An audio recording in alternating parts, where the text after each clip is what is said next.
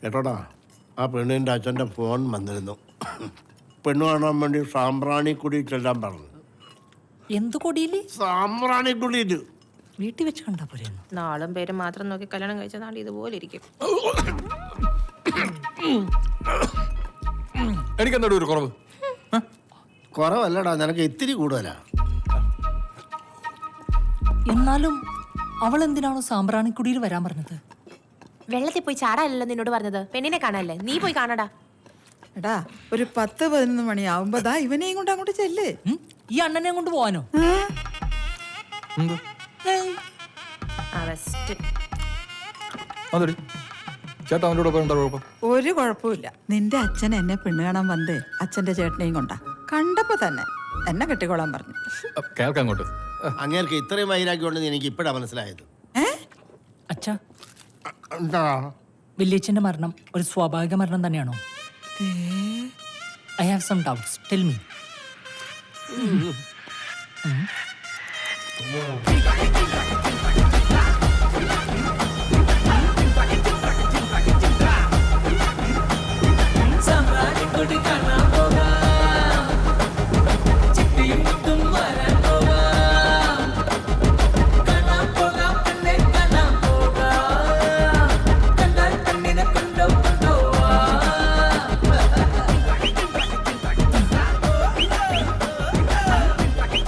ഈ അഴുക്കുള്ളത്തിൽ ഇറങ്ങണോ? പെണ്ണേട്ടനോ? എന്നാ ഇറങ്ങണം.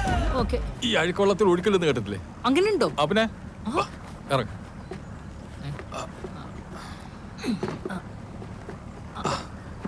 എന്താ? അല്ല, അവിടെ വരെ ലിഫ്റ്റ്.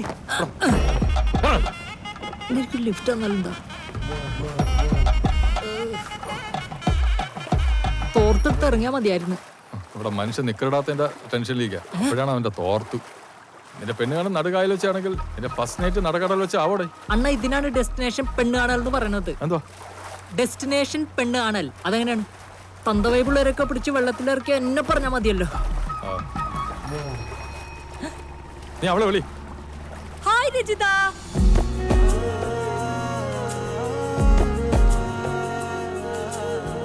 രജിത അതാണോ? കൊള്ളാലേ.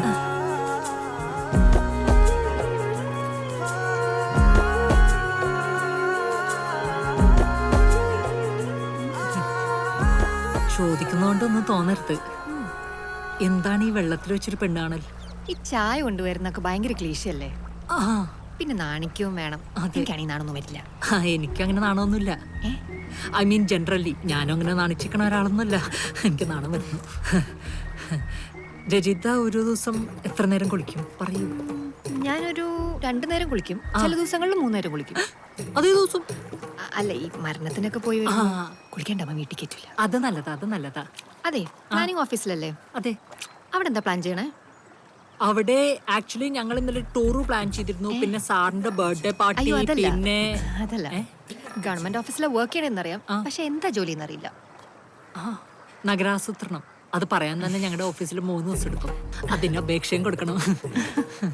ഏത് കോളേജിലാ? ഞാൻ എയറോ ഏവിയേഷൻ മാവേലിക്കര. ഓ, അത് തുടങ്ങിയിട്ട് എത്ര വർഷമായി കാണും? അതൊരു 10-30 വർഷമായി കാണും. ഓ, 30 വർഷം. അതെ. എന്നെ ഇഷ്ടായോ? എന്താ, ഇഷ്ടപ്പെട്ടില്ലേ? അല്ല, പിന്നെ ഒരു മീൻ കുത്തിയിട്ട് പോയി കള്ളൻ, വിത്തൗട്ട് മൈ പെർമിഷൻ. എനിക്കിഷ്ടമില്ല. എന്നെ ഇഷ്ടമില്ല. അതെനിക്കൊന്ന് ആലോചിക്കണം.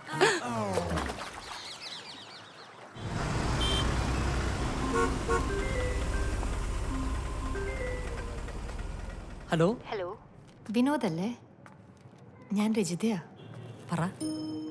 ഇന്നലെ ചോദിച്ച 2ാമത്തെ ഉത്തരം.